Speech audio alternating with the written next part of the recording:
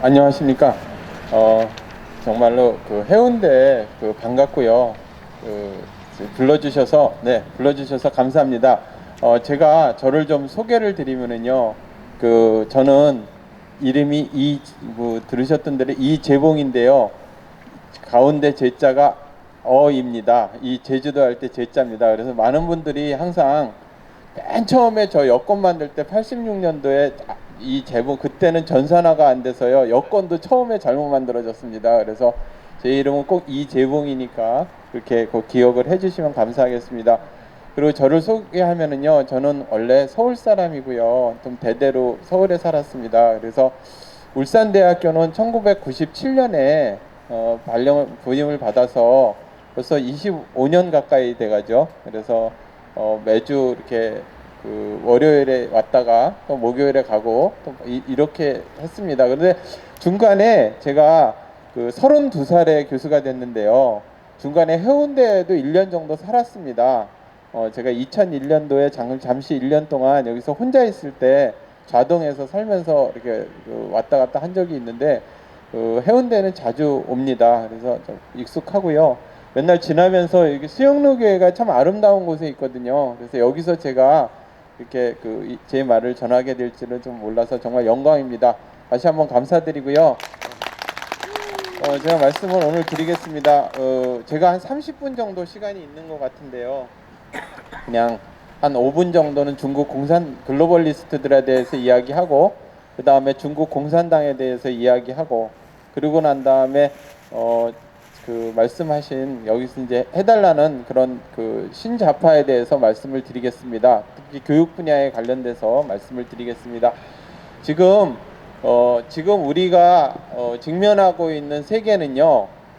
그리고 우리가 처해 있는 위기는 구한말의 위기보다 더 심각한 위기입니다. 그리고 또 사회적 변화도 우리가 이전에 근대화, 그러니까 제국주의 시대 때 근대화가 뒤져가지고 우리나라가 100년 가까이 고생을 하고 식민지를 겪었었죠. 전쟁도 겪고 또 세계화가 있었고 또 정보화가 있었고 여러 가지가 있었는데, 지금 일어나고 있는 세계적 변화가 정치 사회학적 변화와 또 기술적인 변화하고 어우러져서 우리가 이전에서 상상하지 못한 그러한 세계로 전환되고 있습니다. 여기서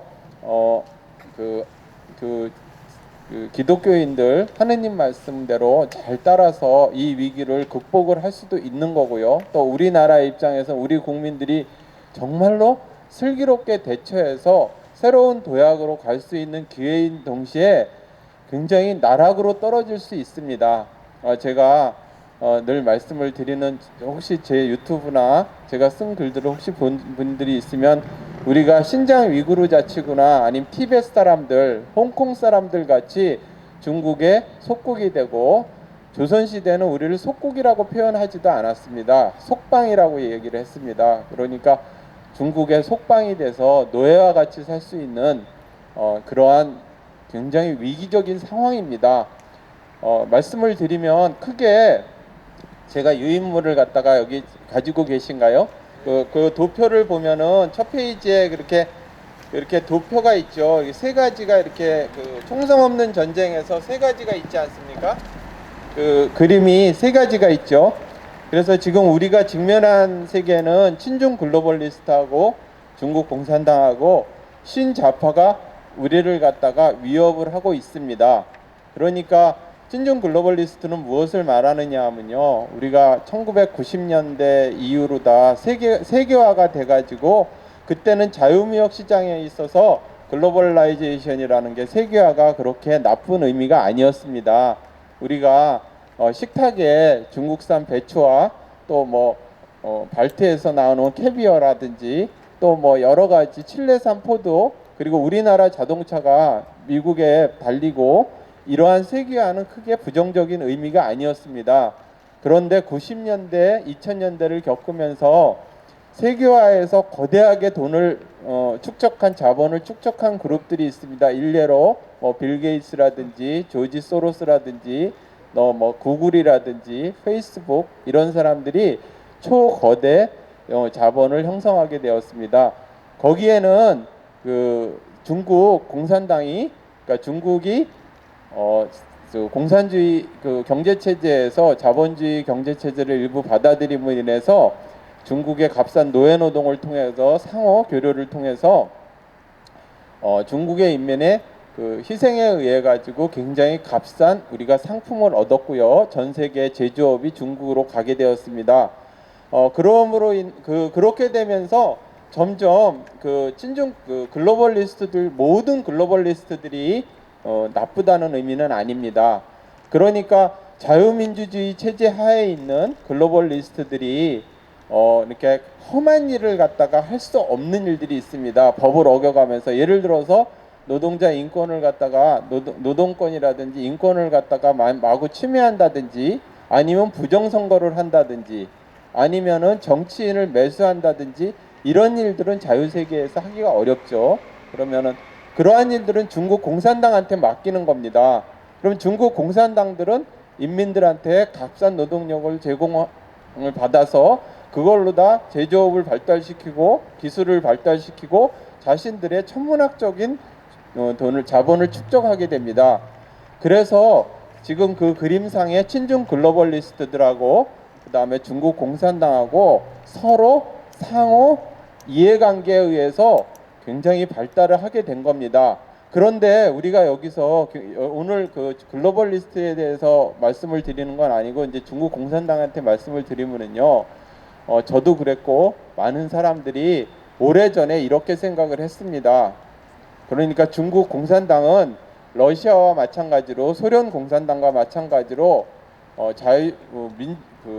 경제 성장 정책, 그리고 자본주의가 들어가면은 어쩔 수 없이 중산층이 생기고 자유민주주의 체제로 이행될 수밖에 없다. 모든 학자들이나 많은 미래학자들, 사회학자들이 그렇게 생각을 했습니다. 제 전공은 참고로 그 사회학과, 그러니까 교육 사회학과 교육 정책입니다. 그런데요, 그 예상은 정말로 잘못됐습니다. 우리는 그러니까 관과했던 게 뭐냐면은, 중국 공산당들은 세계 공산화 전략을 절대 포기한 게 아닙니다. 여러 선생님들, 제가 이렇게 말씀을 드리면 그 도광양해라는 말이 있죠. 도광양해. 그러니까 칼집에 칼을 숨기고 그런 다음에 때를 기다린다. 오래전부터 힘이 약할 때는 강자들 밑에서 때를 기다리는 게 중국의 전통 방식입니다. 중국 공산당은 미국과 어느 정도, 그리고 서구 열강과 어느 정도 힘의 균형을 이룰 때까지는 무조건 구부리면서 기술을 축적하고, 그리고 또 거대 자본을 갖다 스스로 형성했습니다. 실질적으로 중국 공산당의 0.1%에 있는 사람들이 대부분의 부를 가지고 있습니다. 여러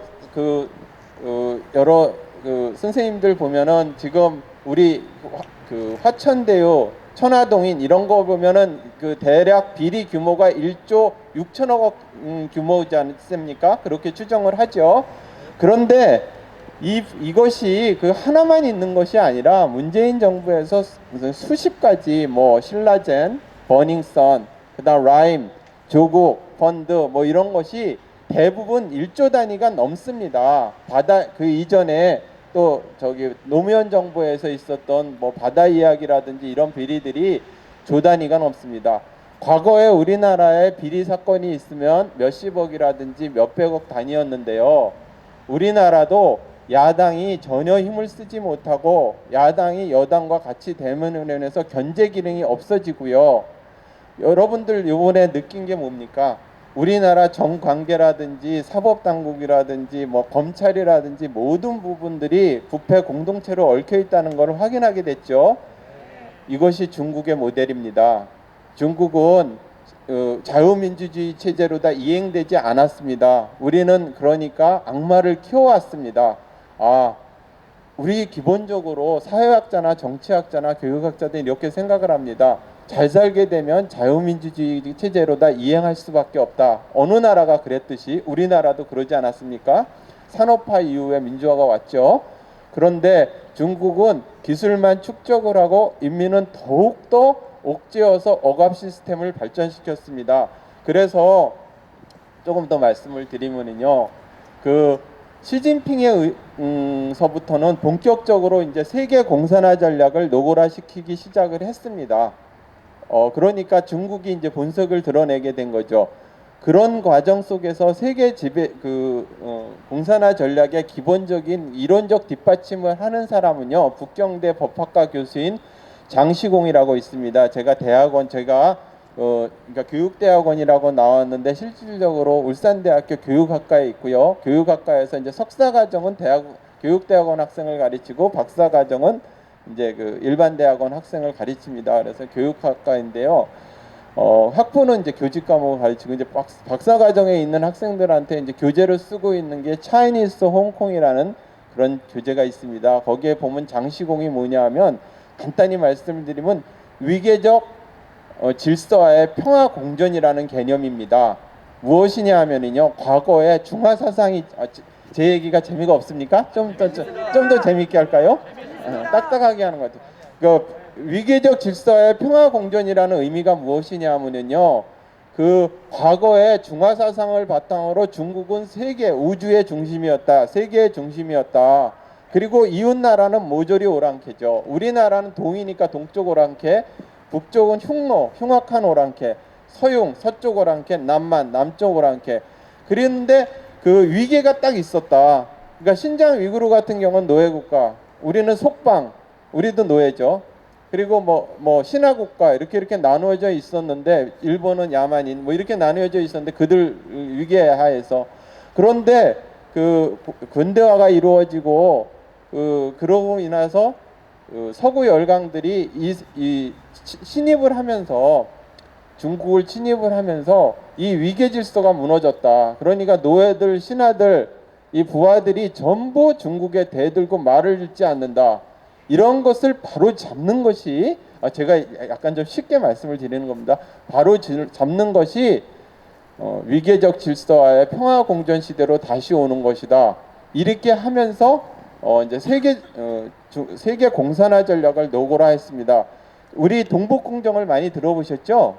네, 동북공정만 있는 것이 아니라 서부공정, 남만공정 이렇게 해서 공정이 굉장히 여러 가지가 있습니다. 그 중에 하나가 우리나라가 동북공정에 들어가는 거고요. 이제 중국 공산당은 이렇게 하면서 많은 나라의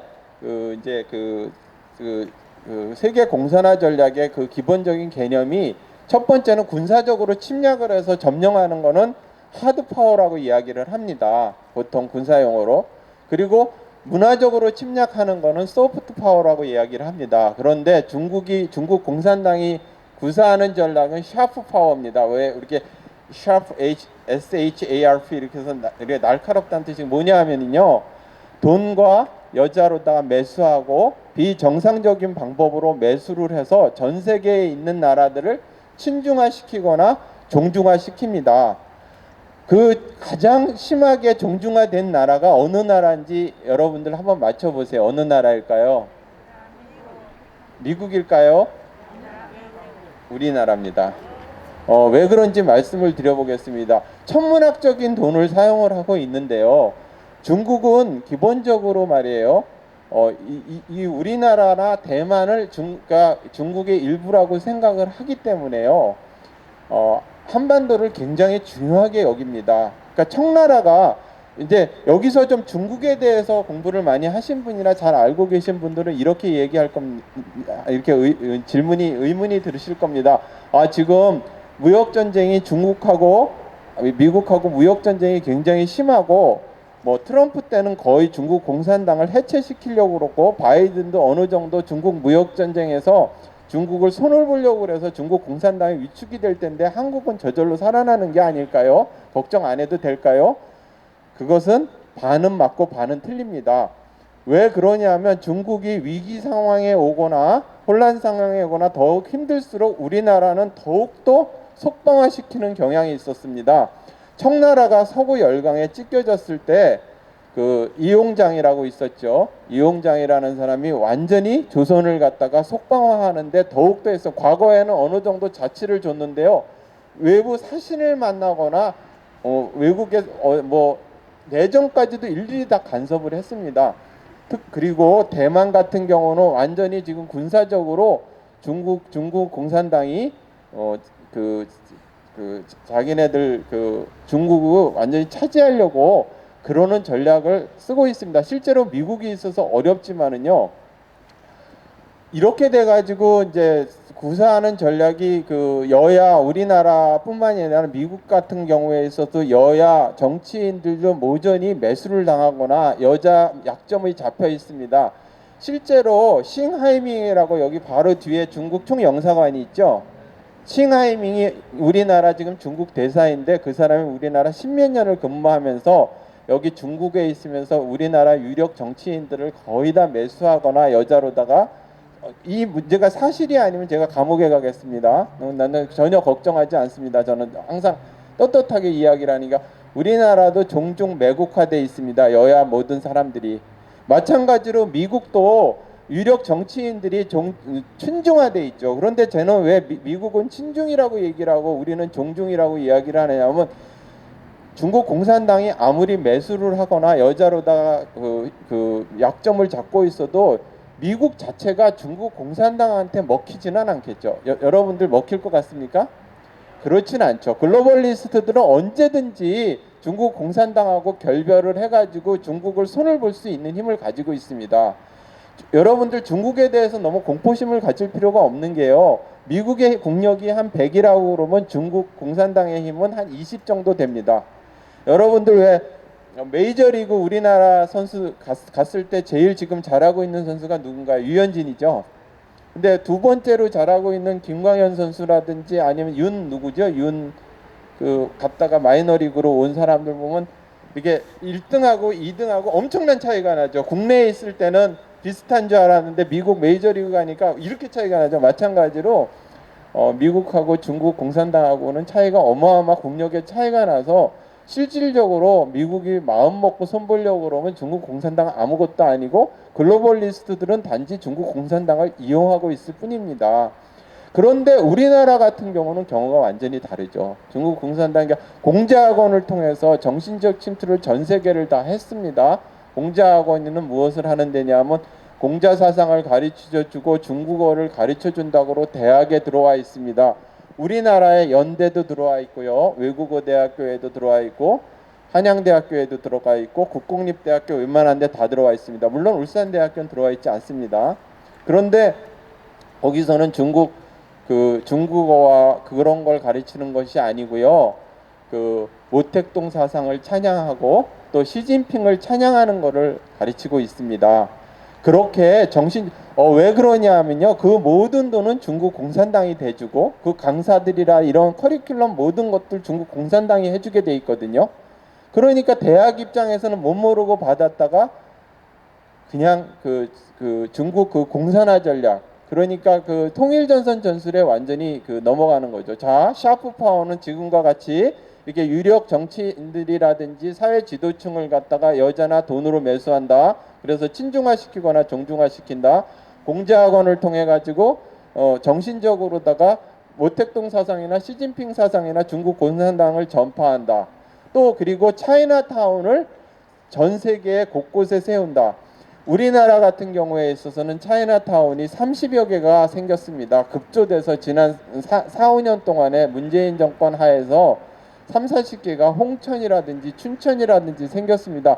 그리고 제가 이렇게 말씀을 드리면 이런 말씀을 드리면은 우리가 조심해야 될 부분이 옛날에 여기 부산 초량동에 있는 차이나타운이나 인천 설린동에 있는 차이나타운은 우리한테 굉장히 차별을 당하면서 있었던 화교이기 때문에 여러분들 중국 공산당이나 중국인들이 밉다 해서 저쪽 화교들한테 분풀이를 하거나 화를 내서는 안 됩니다. 정말입니다. 그러니까 중국 공산당과 선량한 화교는 꼭 구분을 해야 합니다. 그런데 지금 만들어지고 있는 차이나타운은요, 홍천이라든지 춘천이라든지 아니면 저희 주문진이라든지 이런 데는 중국 공산당이나 아니면 대리 회사들이 와서 사들여서 군사 요층지에 사들여서 중국 자본으로 잠식하게 됩니다. 그리고 지난 4, 5년 동안에 우리나라 한국감정평가원 홈페이지에 들어가면 지난 4, 5년 동안 문재인 정권 하에서 토지를 갖다가 전국에 있는 주요 토지를 갖다 누가 사들였냐를 보면 외국인들이 60%를 사들였고요. 거기에 대부분이 중국인이 사들였습니다. 국적이 중국인인데요. 이 사람들이 요번에 그 대장동 그 게이트를 봤을 때 보면은 여러분들 대륙 아주라는 그 러펌을 보셨죠? 대륙 아주라고 보셨죠? 대륙 아주가 무슨 뜻입니까? 대륙이 중국이죠. 중국은 아시아의 주인이다. 중국은 아시아의 주인이라는 회사를 세워가지고 거기에 우리나라의 그 유력 정치인들이라든지 대법관 하던 사람들이 거기에 근무를 하고 이런 나라입니다. 그러니까 부동산 신탁회사나 부동산 회사들이 중국인들이 얼마나 들어와 있는데요. 저는 서울 사람이라 강남구에서 그러니까 오랫동안 살았는데요. 몇십 년을 사는데 이웃에 다 팔려나가는 게 중국 자본에 의해서 팔려나가는 게 눈에 보입니다. 지금 그런 실정입니다. 해운대도 사실상 그런 게 아닌가 제가 아주 의심이 되고 있는데요. 이제 너무 많이 이제 중국에 활용을 해서 이제 넘어가면은 그래서 이제 한반도 전략은 우리나라는 이제 동북 공정을 통해서 속방으로다가 생각을 하고 그리고 한국을 갖다가 완전히 중국의 그 수하에 놓는 그런 겁니다. 남북한이 다 위험 상황인데요. 특히 북한 같은 경우는 제가 말씀을 드리면은 혹시 선생님들 이거 아십니까? 최근에 일주일 이내에 그 김정은이 지금 우리가 정전 상태입니까? 종전 상태입니까? 정전 상태죠. 그리고 김일성부터 김정일까지 그 3대에 걸쳐 가지고 종전 선언을 원하고 평화 협정을 하려고 그랬죠. 평화 협정을 하려고 그러는데 일주일 전인가 한 5일 전에 김정은이 발표를 했습니다. 우리는 종전 상태가 그대로 좋다. 왜 그랬을까요? 왜 3대째 벌써 70년 가까이 종전 선언을 하고 미군 철수하고 그 적화 통일을 하려고 했던 사람이 왜 그랬을까요? 북한이 그만큼 위험하다는 겁니다. 지금 자 보십시오. 지금 정전 상태에서는 유엔군이나 미군이 얼마든지 그 중국이 완전히 그 북한을 속방화시키려고 그러고 북한을 침입을 하면 개입을 할 수가 있습니다. 우리도. 그런데 종전이나 평화협정을 하고 나면 미국이나 유엔이 전혀 손을 쓸 수가 없습니다. 이만큼 지금 북한도 거의 중국의 식민지화 될 정도의 위기 상황이라서 선대의 유업을 갖다가 포기할 정도로 다 그런 말을 하는 겁니다. 대외적으로는 이렇게 얘기하죠. 허구적인 미국의 뭐 종전선언 우리는 필요 없다. 이렇게 이야기하지만 실질적으로는 속사정은 그게 아닙니다. 중국을 경계하는 거죠. 제가 이렇게 얘기하면 북한 공산당을 편을 드는 게 아니라요. 저는 이 세상에서 제일 싫어하는 게 중국 공산당이고 그 다음에 북한 공산당입니다. 죽을 때까지 중국 공산당하고 싸우다 죽으려고 아주 결심을 했었거든요. 이전서부터.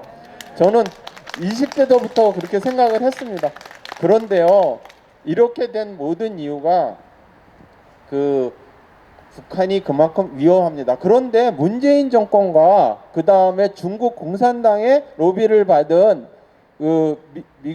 미국의 하회원 의원들이 지금 평화 조약을 맺으려고 그러죠. 그러니까 종전 선언을 하려고 그러죠. 자, 이렇게 보면은 문재인 정권은 종중 매국 세력입니까? 아니면 종북 세력입니까? 종중 매국 세력이죠. 여러분들 제가 이렇게 제가 82학번이고요. 제가 63년생입니다.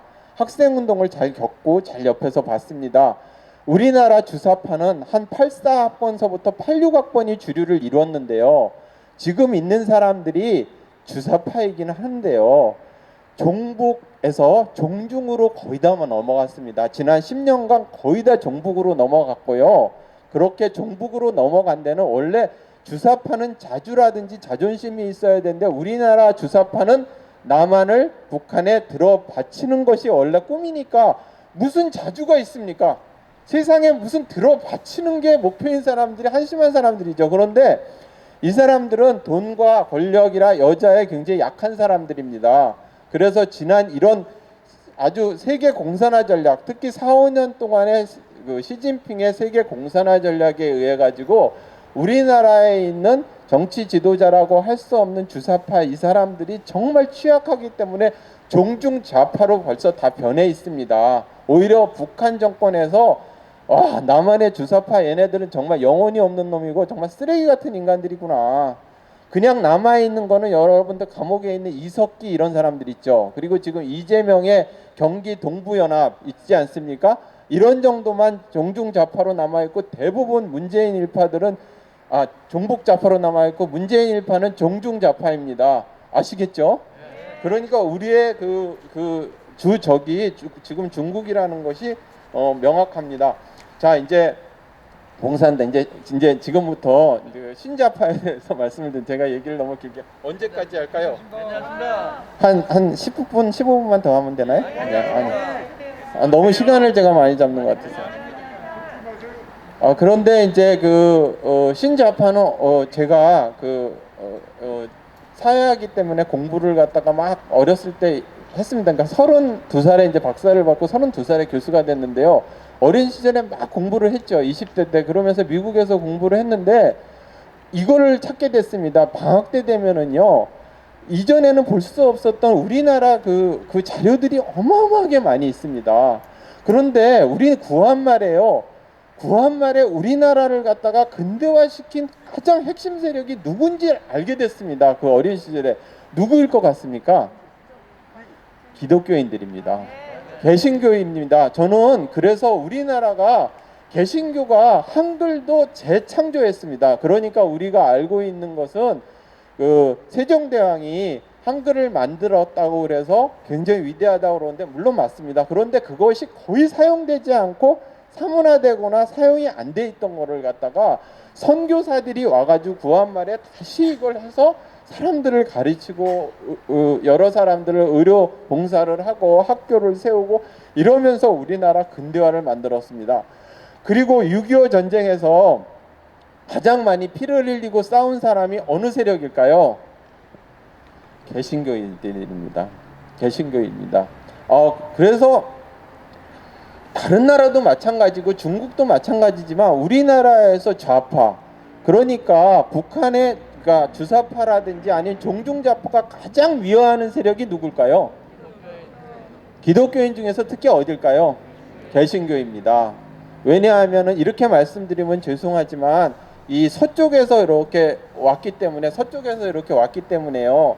이 아무래도 우리나라 서부 쪽에서는 천주교가 더 신자가 많고요. 이 개신교는 이렇게 부산을 통해서 들어왔기 때문에 동쪽이 훨씬 많거든요. 이상하게 우리나라에서는 카톨릭보다는 개신교가 공산주의하고 굉장히 열심히 싸우고 그런 역사적인 전통이 있습니다. 그런데 이제 이런 전통화에서 제가 말씀을 드리면 미국에서 공부를 하고 또 그러면서 그 이후에 계속 저는 이쪽에 공부를 한 부분, 러시아의 볼셰비키 혁명이 끝나고 난 다음에 그리고 중국 공산혁명이 끝나고 난 다음에 이 사람들이 아까 얘기하는 하드파워, 그러니까 군사적으로 혁명을 일으키거나 폭동을 일으켜가지고 공산혁명을 성공하는 거는 실질상 어렵다 이렇게 봤기 때문에요. 이 학계로다가 그리고 교육계로다 들어가기 시작을 했습니다. 그것을 우리는 신좌파라고 얘기도 하고요. 또 PC좌파라고도 하고 네오마르크시즘이라고 이야기합니다. 실질적으로 이것이 반드시 그런 공산주의 혁명이나 사회를 전복하기 위한 분야만 있는 것이 아니라 학문적으로 기여하는 바도 많이 있습니다. 제가 우리 지도 교수 같은 경우도 완전 좌파지만 제가 미국에 있는 마이클 애플이라고 정말 세계적인 학자거든요. 전 세계에서 제일 유명한 학자인데 그분은 근데 우리나라의 주사파를 좌파로 생각하지 않습니다. 그리고 진보로도 전혀 생각을 하지 않아요. 그러니까 그 사람은 그리고 아이도 백인인데 흑인을 입양해서 살거든요. 그 사람은 이제 괜찮은 사람이죠. 그런데 이렇게 전통을 보면은 네오마르크시즘이나 헤게모니 이론이나 이러한 부분들이 학문적으로 기여하는 바도 있어요. 그런데 그거보다는 또 부작용이라든지 아니 의도적으로다가 기존 전통 사상을 파괴하는 것이 있습니다. 여러분들 좌파 사상이나 공산주의 사상은 제일 먼저 건드리는 것이 뭐냐면요. 서양의 가장 기본적인 근본적인 사상이 뭡니까? 기독교 사상이죠. 기독교 사상을 무너뜨리고 전통 사상을 무너뜨리는 겁니다. 기독교 사상은 아까 말씀을 드렸기 때문에 괜찮고, 두 번째는 가장 기본이 되는 게 가정이죠. 가정을 갖다 파괴하기 위해서 동성애라든지 성적 자기결정권이라든지 이런 것을 무척 강조합니다. 그러면서 차별하지 말아야 한다 이렇게 얘기해요. 이렇게 얘기하면 여러분들 굉장히 괜찮잖아요. 동성애도 차별하지 말아야 된다. 소아성애를 하는 사람도 그 이유만으로는 차별하지 말아야 된다. 이렇게 얘기를 하면 지금 기독교인이 아닌 젊은이들한테 저한테 물어봅니다. 교수님, 동성애자들도 인간인데 차별하지 말아야 되는데 교수님 왜 그러십니까? 그렇게 얘기해요. 근데 당연히 차별하지 말아야지. 그렇지만 청소년들한테 동성애는 바람직하다. 그리고 저 미성년자는 성적 자기결정권에 의해 가지고 성인과 성교를 해도 된다. 이렇게 가르칠 수는 없는 거 아니냐? 우리나라 민법에서도 그렇지 않은데, 그런데 저희 학생들은 사실상 교직 과목이라 10% 안에 드는 학생들만 와서 그러는지 굉장히 말도 잘 듣고 그런데 반발을 하지 않아요. 그리고 기독교인들도 많고요. 또 기독교인 아닌 아이들도 많은데, 그런데 외부에서 그 좌파들이 그러한 식으로 접근합니다. 여러분들 그 이전에 공수처를 만들 때도 그랬죠. 공수처를 검찰 개혁을 할까요? 하지 말까요? 그러면 뭐라 그럴까요? 사람들이 대답을 다 하자고 그러죠. 뭐 그다음에 동성애자들을 차별해도 됩니까? 아닙니다. 이러면 어떻게 해요? 그런데 거기에 함정이 있는 겁니다. 항상 그런 식으로 접근을 합니다. 그게 통일전선 전술의 일환입니다. 여러분, 그리고 또 한 가지 더 말씀을 드리면, 통일전선 전술에서 제가 제일 안타깝고 우리나라 사람이 제일 먹힌 게요, 진보와 보수로 나누는 겁니다. 제가 물어보겠습니다. 이 세상에 진보와 보수로 나눌 수 있는 겁니까? 제가 물어보겠습니다. 주사파는 진보입니까? 보수입니까? 중국 공산당은 진보예요? 보수예요? 그러니까 좌파와 우파로 나눠야 되는 겁니다. 좌파와 우파로. 그러니까 좌파 안에도 진보와 보수가 있고요, 우파 안에도 진보와 보수가 있는 겁니다. 진보가 나쁜 것도 아니고 좋은 것도 아니고, 보수가 나쁜 것도 아니고 좋은 것도 아니고, 현재에 있는 거를 갖다 가치관이라든지 현재 체제를 유지하려고 그러는 성향이 강하면 보수인 거고요, 좀 바꾸려고 그러는 진보인 겁니다. 그러면 주사파는 뭡니까? 완전히 수구 좌파죠. 그렇죠? 수구 좌파죠. 그러니까 문재인 세력이라든지 문재인 일당을 갖다가 우리는 진보라고 이야기해서는 안 되는 겁니다. 수구 좌파 또는 이러는 부패 공동체, 아니면 제가 맨날 얘기하는 뭐라고요? 종중 매국 세력. 때 해보십시오. 제가 이렇게 문재인 정권 그러면 종중 매국 세력. 문재인 정권 하면 뭐라고요? 종중 매국 세력입니다. 종중 매국 세력이에요. 그러니까 이게 정확한 겁니다. 부패 공동체, 종중 매국 세력 또는 도적대라고 이야기하면 맞는 겁니다. 그래서 이제 그 대학 교수들도, 미국도 마찬가지지만 미국은 훨씬 덜하지만 우리나라 같은 경우는 괜히 진보와 보수로 나누니까 교수들도 나는 진보할래 이러는 거예요. 진보를 해야 돈도 생기고 프로젝트도 생기고 학생들이 멋있게 보거든요. 나는 우파 중에 진짜 우파다, 나는 보수 중에 진짜 보수다 이러는데 저를 더 좋아합니다.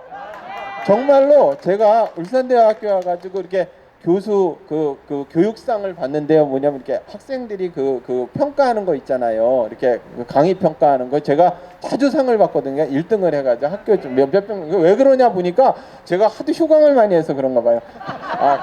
그건 농담이고요. 근데 휴강을 하진 않습니다. 일찍 끝내는데 오늘 일찍 안 끝내도 되죠? 네. 그래서 이러한 전통 사상을 파괴하고요, 기독교 사상을 파괴하는 것이 기본 목표입니다. 그리고 이제 그 공자학원을 통해서 끊임없이 이거를 이제 침투하는 거죠. 그래서 우리나라의 그 초중고등학교를 보면은 여러분들 그 초중고등학교도 좌파, 이게 너무 많으니까 간단하게 이제 넘어가겠습니다. 한국이 얼마나 교육이 위험한 상황이냐면, 제가 좌파 교육의 제도적 완성이라고 그랬는데 그 나중에 이제 집에 가서 보십시오. 보면은 이게 우리나라는 이제 이런 방식이 있습니다. 처음에 침투, 그 다음에 변이, 그 다음에 제도화 단계를 겪습니다. 처음에 침투는 뭐냐면요, 전교조 교사들이 들어와가지고 암암리에 대한민국은 태어나지 말아야 될 나라다, 정통성은 북한에 있다, 그리고 모택동을 찬양하고 김정일, 김일성을 찬양하고 성군 정치를 찬양을 하면서 몰래 가르치던 시절이 90년대, 80년대에는 뭐 그런 정도의 심한 교사들은 없었는데 90년대, 2000년대까지 하고, 누구에 의해서 전교조가 합법화됐습니까? 김대중 정권에 의해서 합법화가 됐습니다. 그러고 난 다음에 이게 쭉 오다가요. 이 사람들이 그런 단계를 침투라고 그럽니다. 이게 통일전선 전술에서 항상 좌파가 들어갈 때 침투 단계를 겪습니다. 처음에는 민주화로 다가왔습니다. 저는 이 세상에서 제일 싫어하는 단어가 민주입니다. 원래는 굉장히 좋은 단어인데 경기를 일으킵니다. 자다가도 민주라는 얘기만 나오면은. 그래서 민주라는 이름으로 들어옵니다. 그리고 인권이라는 이름으로 들어옵니다. 사실 굉장히 좋은 단어인데요.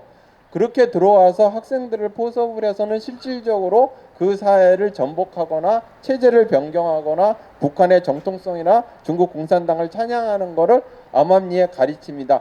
그러다가 문재인 정권이 들어서고 난 다음에 본격적으로 이 사람들이 완전히 제도권에 들어섰는데요. 제도권에 들어섰는데 그런 단계를 변이라고 그러는데 이름을 민주시민교육이라고 그래가지고 여러분들 혹시 손자라든지 자녀들 학교에서 보면은 내용들을 보면 정말 어마어마한 내용들이 있습니다. 대체로 실제 내용은 아까 말씀드린 대한민국 정통성을 부인하고요.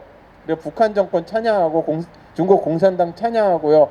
아까도 말씀을 드렸던 포괄적 성교육이라고 그래가지고 성적 자기결정권에 의해서 동성애도 괜찮다. 미성년자 성인하고 성교를 해도 된다. 뭐 그리고 성은 50몇 가지가 있다. 뭐 이렇게 가르칩니다. 여러분 울산에 성교육 청소년 성교육 문화센터 가면은 거기가 무슨 포르노 그 전시장인지 성교육 장시장인지 가면은 기겁을 할 겁니다. 왜냐하면 울산의 교육감이라는 사람이 그쪽 소속이거든요. 주사파 소속이거든요. 그래가지고 그게 더 강합니다.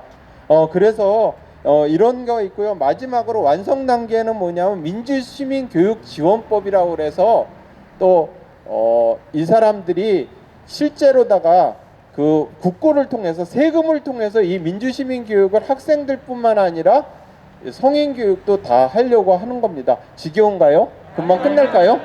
너무 오래되는 것 같아서 조금. 네, 그렇게 해서 이렇게 나타나는 겁니다. 그래서 제가 이걸 굉장히 심각하게 생각을 하는데요. 지금 우리 교육의 문제는요. 지금 그 다른 세대가 잘하고 있습니다. 우리 지금 여기 있는 제가 이제 63년생인데 여기 계신 분들하고는 생각이 맞을 겁니다. 그죠? 우리는 반공이고 우리는 자유죠. 민주라면 경기를 일으키죠.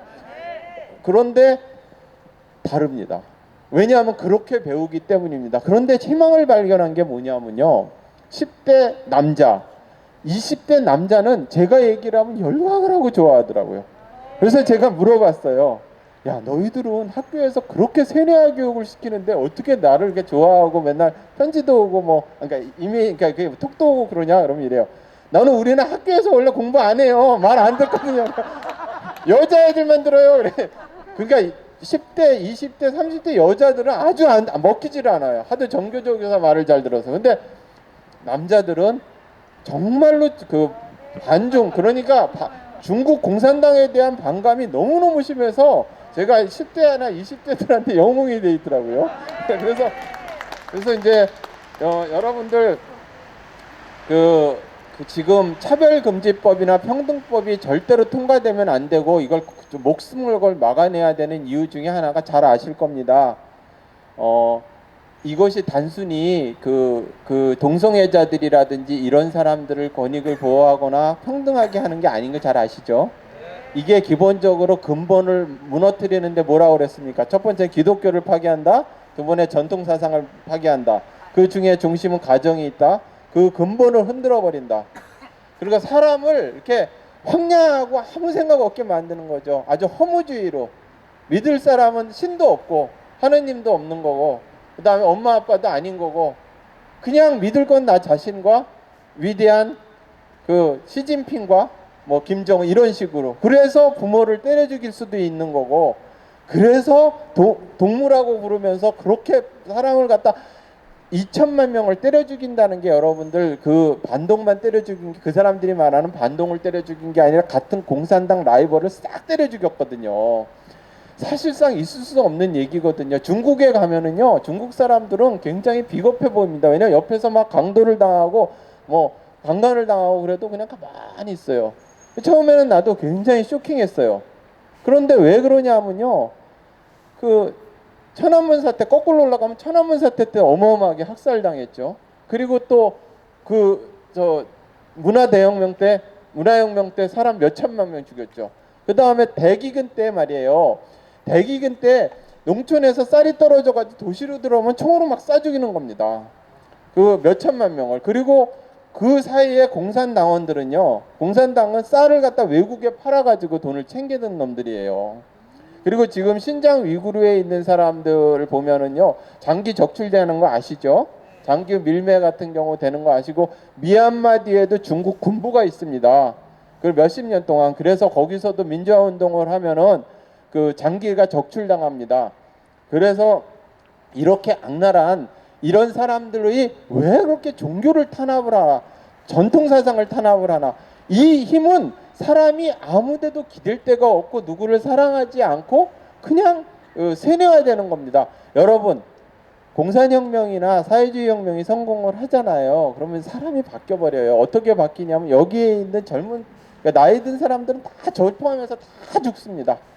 그게 아마 주사파라든지 정중좌파도 다 죽을 거예요. 그리고 웬만한 문재인 일당은 다 도망가 있겠죠. 미국으로나 유럽으로. 그리고 우리는 다 죽습니다. 그리고 한 10대 밑으로만 남아 있는 겁니다. 그래서 시간이 20, 30년이 지나야 그 사람이 50이 되고 60이 되는 겁니다.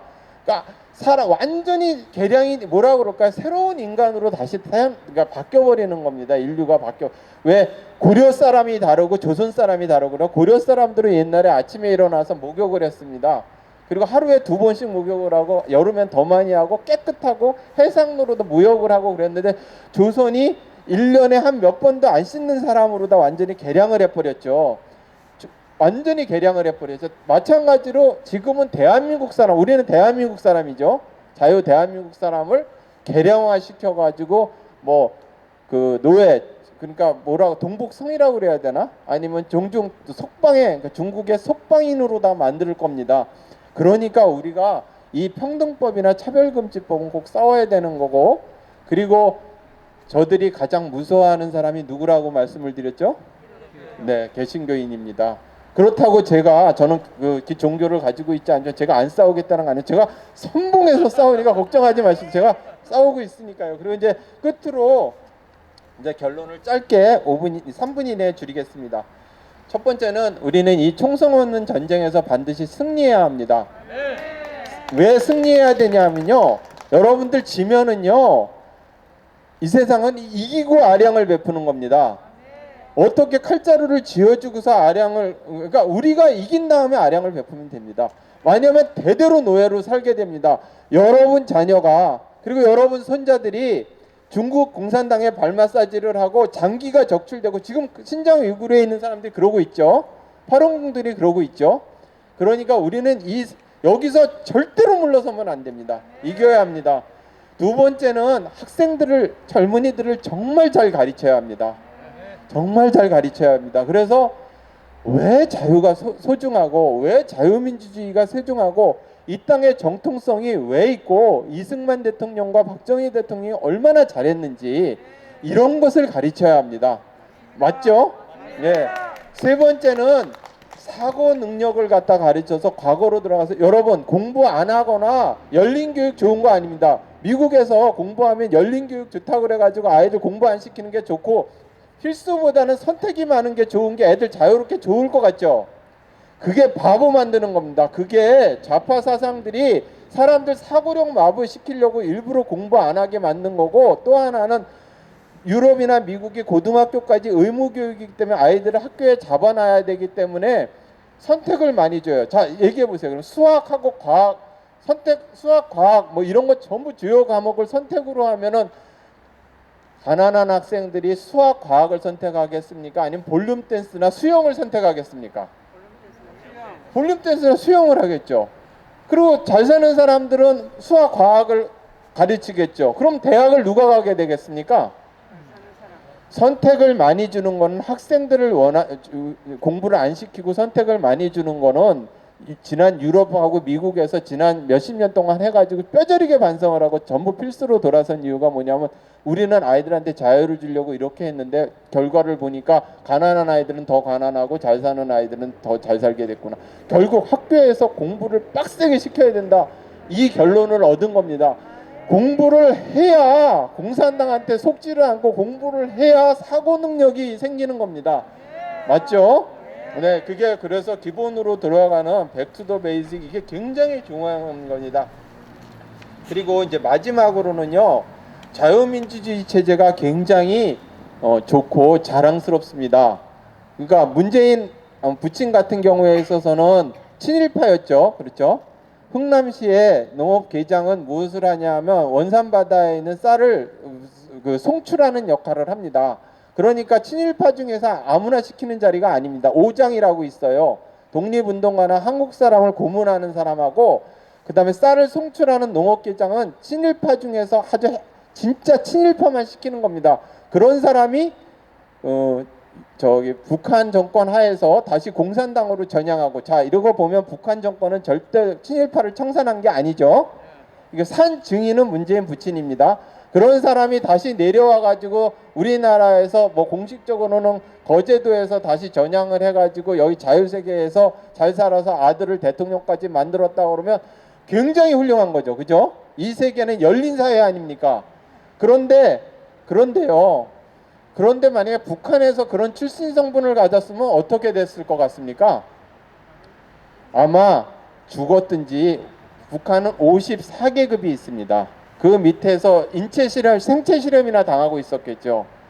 그런데요, 자유민주주의 체제가 표현의 자유고 김일성 만세를 허용하라고 이렇게 통일전선 전선을 하고 중국 공산당이 와서 설치도록 놔둬도 되는 이 점 때문에 굉장히 취약합니다. 그러니까 이제 우리가 나이브하게 생각을 해가지고 뭐 표현의 자유도 있고 사상의 자유도 있고 다 좋고 공산당도 좋고 모두 좋고 이러지 마시라는 거죠. 정말 정신을 바짝 차려야 합니다. 그렇다고 뭐 법을 하자는 얘기는 아니고요. 구속하자는 얘기가 우리가 정신을 바짝 차려가지고 자유민주주의 체제는 좋지만 공산주의자들이 전복시키기에는 참 좋은 토양입니다. 끝으로 국가보안법은 지금 현재에 있어서는 중국 공산당을 잡아내지 못합니다. 북한의 공작원들만 잡아낼 수 있거든요. 그래서 여러분들 국가보안법을 갖다 문재인 정권에서 폐지하려고 하는, 폐지가 아니라 더 강화해서 중국 공산당을 잡아들일 수 있도록 강화해야 합니다. 네, 제가 짧게 인사를 드리고 아주 아름다운 해운대 부산에서 이런 기회를 주셔서 정말 감사하고요. 정말 기쁜 마음으로 왔습니다. 자, 감사합니다.